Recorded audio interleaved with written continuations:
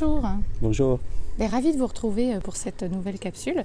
Je suis Vanessa Millet, coach philanthrope, conférencière, et j'accompagne toutes les personnes qui le veulent à oser prendre leur place, à améliorer leurs relations, à développer une communication harmonieuse et plein d'autres choses encore. Et Germain, présente-toi. Oui, j'accompagne toutes les personnes qui veulent être mieux dans leur vie sentimentale, que vous soyez en couple ou que vous soyez une personne seule qui désire en tout cas rencontrer l'amour. C'est important, hein, l'amour c'est quand même ce qui nous rend heureux. Moi c'est ma valeur, tu le sais, c'est ma valeur première.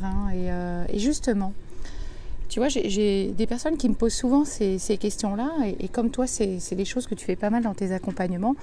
J'avais envie de te poser la question, en tout cas qu'on échange, que tu me donnes un petit peu ton point de vue sur...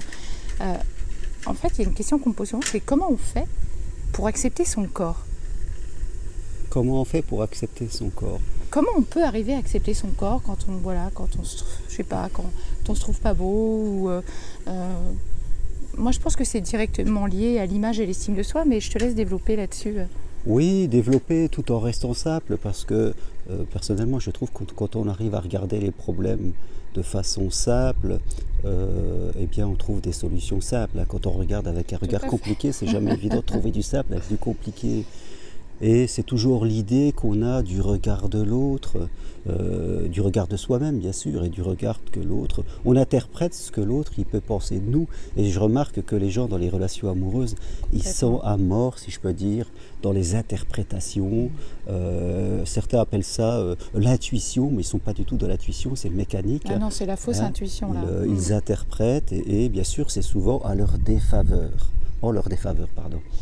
Et la relation au corps rentre là-dedans, on ne se trouve pas assez bien. Alors je généralise bien sûr, chaque cas est un cas, il faut étudier chaque histoire, chaque personne a sa propre histoire, et c'est important de ne pas généraliser, mais c'est l'idée qu'on se fait du regard de l'autre, qu'on n'est pas assez bien, qu'on n'est pas assez beau, que notre corps n'est pas parfait, que les autres sont mieux, il y a toujours de la comparaison. J'allais le dire, la comparaison souvent. Et les médias, tu sais, la télé, les magazines de mode... Tout ça rentre en ligne de compte. On en discute souvent en ce moment, c'est l'idée de la réussite, l'idée des gens qui ont ce bonheur, qui nous vendent une image qui apparemment serait parfaite, et qui est souvent, et même la plupart du temps, fausse, mais ça crée en nous, malgré nous, ça crée un malaise. Ça crée une comparaison. Et moi, quand je parle avec les gens, et si je vais parler... le lien au corps, c'est plus un truc féminin, les hommes aussi, mais c'est souvent plus féminin. Le lien au corps, on ne se trouve pas assez bien parce que, bien sûr, on voit beaucoup d'images. Pas sûr que ce soit avec les femmes. Moi, j'ai beaucoup d'hommes qui me parlent du lien au corps. Peut-être, moi, c'est plus des femmes. Non, mais c'est intéressant, c'est très intéressant. Mais quand j'accompagne, alors c'est vrai que peut-être des fois dans l'accompagnement, quand on est une femme, on accompagne plus des hommes, et puis quand on est un homme, on accompagne plus des femmes. C'est une croyance, mais ça peut arriver.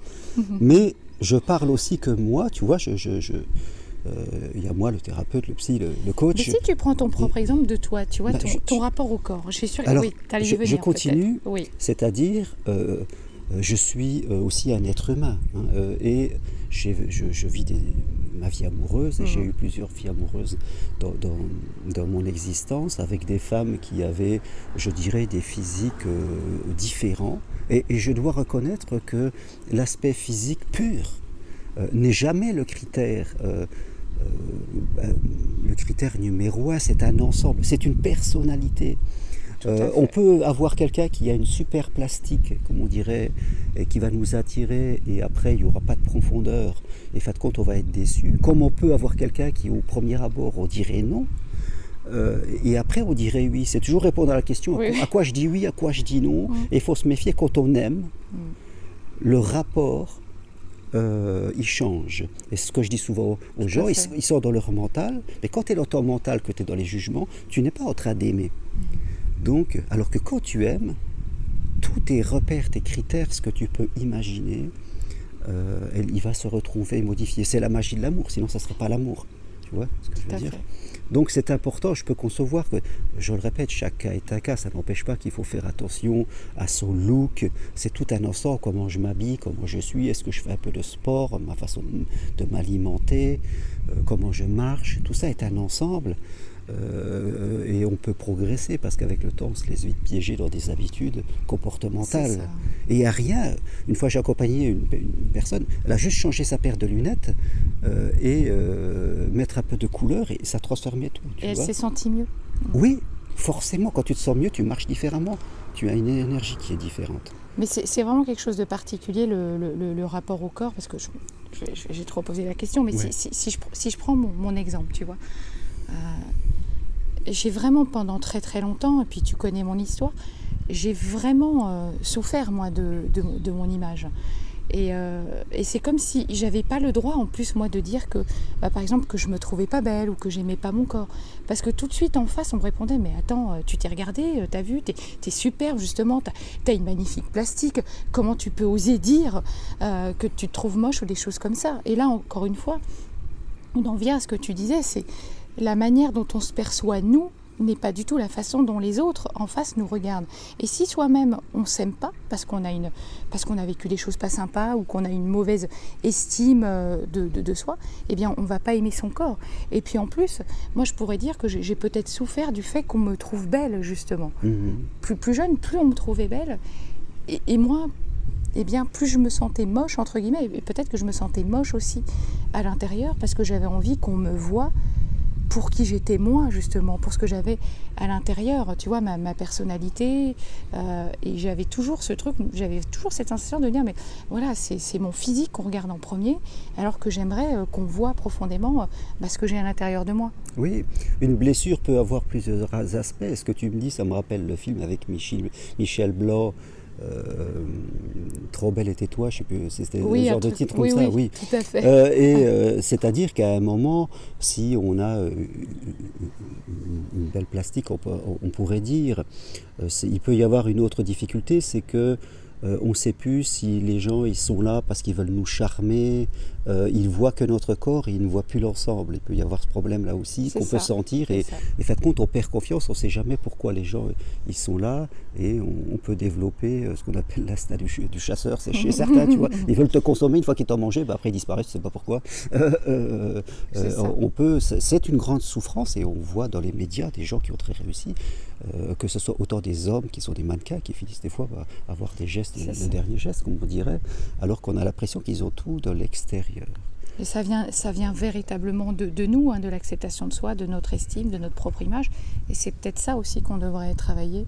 Oui, il y a des gens, pour rentrer clairement dans le sujet, il y a ceux qui se trouvent trop grands, trop petits, trop courts sur pattes, je ne sais pas, qui se disent, bon, des kilos trop, j'ai des trop grosses fesses, ou je ne sais pas quoi. Tous ces critères qu'on va se mettre, mais qui souvent n'ont pas l'impact chez l'autre. Et l'autre, il vient, il essaye de nous séduire, et malgré ça, on se dit, je ne suis pas assez bien, alors que l'autre essaye de nous séduire. Quelque part. Non, on est trop dur avec soi. C'est ça. Si on est trop exigeant avec soi, c'est tout à fait ça. Et moi, c'est vraiment quand j'ai appris le détachement, quand j'ai travaillé sur moi, sur mes valeurs. En fait, c'est vraiment à partir du moment où j'ai osé véritablement être moi, que j'ai vraiment beaucoup plus accepté mon corps, en fait. Tu vois. Mais tu vois, on revient à ce que je disais au début, l'interprétation. On est toujours dans l'interprétation et on perd conscience qu'on est dans l'interprétation. Et pour tout, pour les relations amoureuses, comme tu dis, comme pour les relations tout court, tout est question d'interprétation. Oui. Et toi, comment tu as vécu ton rapport au corps? Plus jeune et puis après, plus tard, et maintenant? Eh bien, je dirais que moi, tu vois, j'ai vécu, c'est plutôt mon rapport aux cheveux, je dirais, qu'au corps, mais ça fait partie. Mais oui, mais ça fait partie du corps, tout à fait. J'ai perdu mes cheveux, si on peut dire ça comme ça, je ne les ai jamais retrouvés. Quand j'avais 25 ans, tu vois. Bien sûr, c'était en plus l'époque de la fièvre du samedi soir. Cette époque-là, on sortait tout ça, donc ça m'a perturbé pendant un moment. Et après, c'est vrai que je me rase les cheveux, mais ça fait très longtemps. Et après, j'ai appliqué ce principe et aujourd'hui, j'en suis complètement détaché. Ça fait partie de toi, en fait. On a tous une particularité, il faut essayer de l'incorporer. Et si tu prends Gainsbourg, lui, c'était son nez, ses oreilles. C'est devenu... Alors, il faut en faire un atout. On peut... non, mais c'est tout à fait ça. Ça s'efface. Dans le regard de l'autre, ça s'efface. C'est nous-mêmes qui sommes trop hypnotisés par ce problème et l'autre ne le voit pas et on peut essayer, voilà, on est assis, il faut s'accepter, c'est de l'acceptation, et on peut tous y progresser. Et comment on peut faire si tu avais une ou deux clés comme ça sur comment on peut l'accepter son corps? Eh bien, c'est lié avec l'amour de soi qu'on a, et souvent c'est plus large, je dirais, que le corps, si on cherche bien. Les gens me posent des fois la question, tu vois, toute con, l'amour de soi, comment on travaille l'amour de soi, parce que c'est bien beau de parler de l'amour de soi, mais il faut dire... Après, comme toujours, ça doit rester assez simple. L'amour de soi, c'est déjà voir toutes les bonnes choses qu'on fait tous les jours, les petites choses. On les voit plus, ces petites choses qu'on fait tous les jours, les noter quelquefois, et puis bien sûr les répéter, en développer, accepter nos fragilités, c'est important, on en a tous, et l'amour se construit sur l'acceptation de nos fragilités. Parce que la beauté de l'amour, c'est voir les fragilités de l'autre et puis les accepter, ne pas appuyer dessus. Quand on aime quelqu'un, on n'appuie pas sur ce qui lui fait mal. Et c'est ça sur lequel, parce que, comme je dis souvent, il y a une différence entre tomber amoureux, s'envoyer en l'air, et vivre à deux. Et longtemps, c'est complètement différent. Ça fait appel à d'autres valeurs. Ça fait appel à des valeurs de vie, le respect, l'écoute, la patience, l'entraide. Tout ça, ce sont les valeurs qui permettent de vivre à deux. La tolérance. Exactement, voilà, tout à fait. La vie à deux, c'est-à-dire qui dure dans le temps, elle est sur des valeurs de vie. La complicité humaine, aussi. oui, toutes ces valeurs, et non pas sur des critères comme souvent les gens viennent. Donc oui, il faut travailler l'amour de soi par ces petits gestes du quotidien qu'on fait. C'est exactement ça. Hein. Et la manière dont on se parle. Tu sais, c'est vrai que je le dis souvent dans mes vidéos, mais c'est tellement vrai. On se parle, mais tellement mal. Oui. On emploie des mots durs envers nous, envers les autres aussi. Et apprenez déjà à recadrer votre vocabulaire, et chaque fois que vous vous surprenez à parler de vous en termes négatifs, changez et transformez la phrase pour qu'elle devienne plutôt quelque chose voilà, pour que ce soit positif et inspirant déjà. Ce qui est important, c'est que on a tous ce qu'on peut appeler un mental, c'est-à-dire dans nos cerveaux des habitudes de parler, de comportements qui sont enregistrés dans le positif et dans le négatif. Et quand on perçoit chez une personne qu'elle dit des phrases, moi je suis comme ça, je suis pas assez belle, je suis pas assez comme ci, comme ça, il ne faut pas s'identifier à cela. Il faut prendre du recul, se dissocier, comme on se dirait, s'observer et arriver à se dire je ne suis pas ça. Et c'est vrai qu'on n'est pas ça. On n'est pas ça. Et à un moment, c'est un travail très simple de répétition tous les jours pour essayer de changer ça, comme le ferait un bouddhiste qui se répéterait des mantras, ou à la méthode Coué. Petite action simple, mais répétée. C'est ça qui fonctionne. Les petites actions simples, mais répétées tous les jours. La répétition, les basiques, comme on ferait. C'est un art martial. Moi, je dis toujours, le coaching, l'accompagnement, c'est un art martial. C'est-à-dire, comme dans Karate Kid, tu vois, tu répètes les trucs très simples, alors que nous, on a tendance à tout compliquer, tout psychologiser. C'est tout à fait juste ce que tu dis. J'aime bien l'idée de l'art martial. Moi, je parle de philosophie de vie. Voilà. Parce que l'art martial fait partie aussi d'une philosophie de vie, j'aime bien. Je me souviens toujours de cette image dans Karate Kid, pour ceux qui ont vu le film, où le jeune, il lui dit de poser sa veste sur un porte-manteau, tu mets la veste, tu l'enlèves, tu l'accroches. Puis il fait ça toute la journée, puis il en a marre, et puis lui dit, tu fais ça jusqu'à quand ça devient naturel. Il y a des scènes d'anthologie, et tu sais, quand il lui dit aussi lustrer, frotter sur la voiture. L'accompagnement, c'est ça aussi, c'est faire des choses simples et les répéter jusqu'à quand ça devient une habitude inconsciente. Jusqu'à ce que ce soit intégré dans les muscles. Mais c'est aussi con que ça. Et c'est vrai que c'est développer l'idée fausse au travers de techniques comme l'hypnose, des choses comme ça, qu'on pourrait, de façon, comme on dit dans le monde de la vitesse, voilà, en une séance,